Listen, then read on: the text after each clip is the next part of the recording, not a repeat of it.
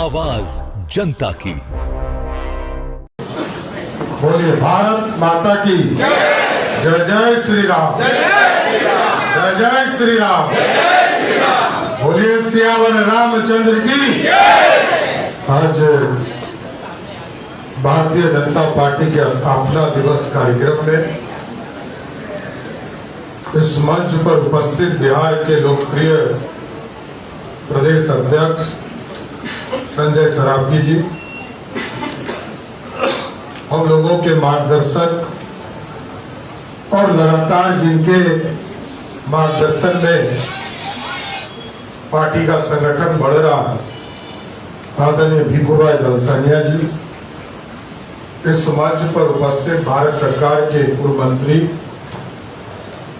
और पटना साहिब के लोकप्रिय सांसद आदरणीय रविशंकर जी,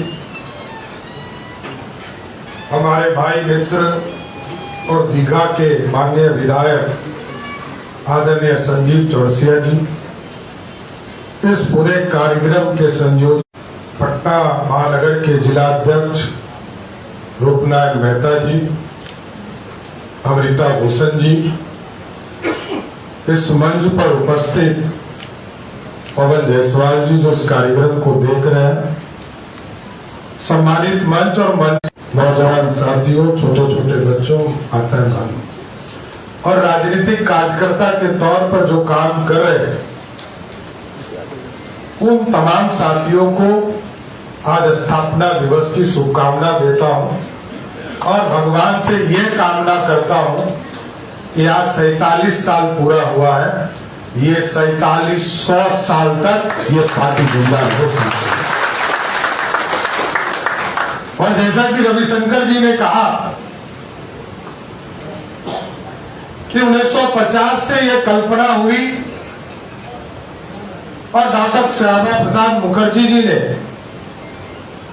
इस देश में भारतीय जनसंघ की स्थापना किया,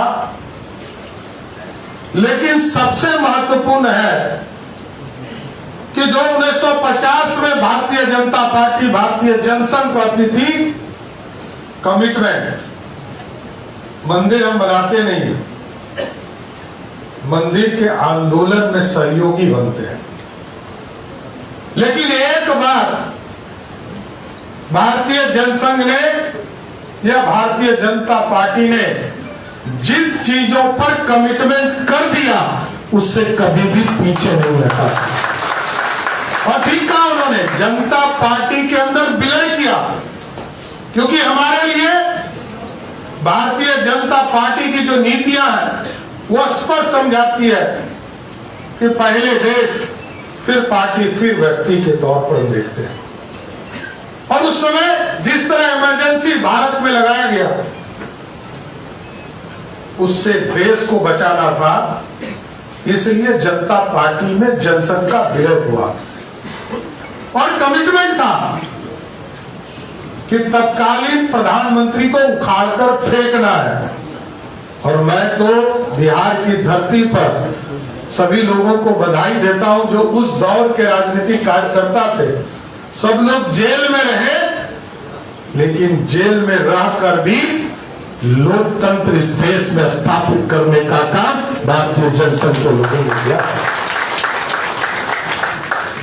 और जैसा मैंने कहा, भारतीय जनता पार्टी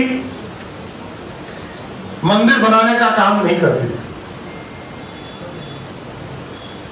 विश्व हिंदू परिषद, संघ के लोग, संघ विचारधारा के लोगों ने तय किया कि प्रभु श्री राम 400 वर्षों से टेंट में चले गए हैं, कैद कर दिया गया, उनको स्वतंत्र करने के लिए जिस महान भगवान ने इस देश को मर्यादा दिखाया, मर्यादा सिखाया और स्वयं के पिता के द्वारा 14 साल का वनवास देने के बाद सत्ता में लौटे, वैसे मर्यादा पुरुषोत्तम राम को ट्रेन से बाहर निकालने का काम भी भारतीय जनता पार्टी नरेंद्र मोदी की सरकार ने किया। इसलिए स्पष्ट है कि बिहार के लोकतंत्र में हो, देश के लोकतंत्र में हो, भारतीय जनसंघ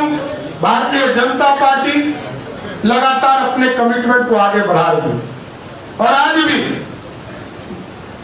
याद कीजिए, जब पंडित दीनदयाल उपाध्याय जी ने अंतिम पंक्ति में बैठने वाले व्यक्तियों की चिंता किया, अंत्योदय की चिंता की, स्वर्गीय अटल बिहारी वाजपेयी जी जब सत्ता में आए तो सबसे पहले उन्होंने उसकी चिंता किया।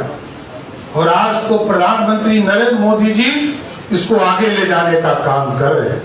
और ठीक कहा रविशंकर जी ने, ये वैसा भारत है जिस भारत को लोग दुनिया का चौथा वर्ल्ड कहता था, आज दुनिया में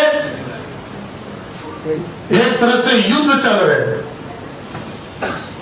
एक देश, दो देश तो पिछले 5 वर्षों से युद्ध लड़ रहा। लेकिन याद कीजिए, जब यूक्रेन और रसिया का युद्ध हो रहा था तो मोदी जी ने कितना ताकतवर भारत बनाया कि उस भारत के प्रतिनिधि के तौर पर जब हमारे बच्चे वहां फंस गए तो मोदी जी ने सिर्फ एक संदेश दिया रसिया और इसको यूक्रेन को कि युद्ध रोककर मेरे बच्चों को वापस कीजिए।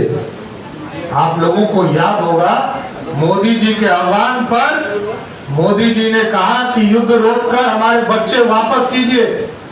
भारत के बच्चे तो लौटे ही, ये जो पड़ोसी राज्य के लोग थे, पड़ोसी देश के लोग थे, उन लोगों ने भी भारत का झंडा निकालकर बाहर दिखाकर अपने आप को बाहर लाने का काम किया। इसलिए आज तो गर्व का दिन है। और एक नीति, सिद्धांत, भारतीय जनता पार्टी कैसे बढ़ी ये सभी लोग जानते हैं। और आज पूरी संरचना में स्पष्ट दिखता है, एक राजनीतिक कार्यकर्ता जो नीचे बूथ अध्यक्ष के तौर पर काम करता रहा, वह देश के प्रधानमंत्री के तौर पर काम कर रहे हैं। हमारे यहाँ जो 20 साल तक माननीय विधायक एक राजनीतिक कार्यकर्ता के तौर पर आदरणीय नितिन नवीन जी काम करते रहे, आज भारतीय जनता पार्टी के राष्ट्रीय अध्यक्ष बनकर इस देश में संगठन को मजबूती देने का काम करें। इसलिए साथियों, मैं जरूर कहना चाहता हूं, आगे और धैर्य भी रखना है। कितने लोगों के पास मोबाइल है जो चला रहे हैं, सब बंद कर दीजिए। एक ही आग्रह करूं, Big dreams need the right foundation. At Vidya Vihar Residential School, holistic education goes beyond classrooms. World-class facilities, caring houses, nutritious food, advanced labs, vast playgrounds, and inspiring mentors come together to nurture every child. Here, learning is balanced, values are lived, and every student truly belongs. Vidya Vihar Residential School, where learning transforms futures.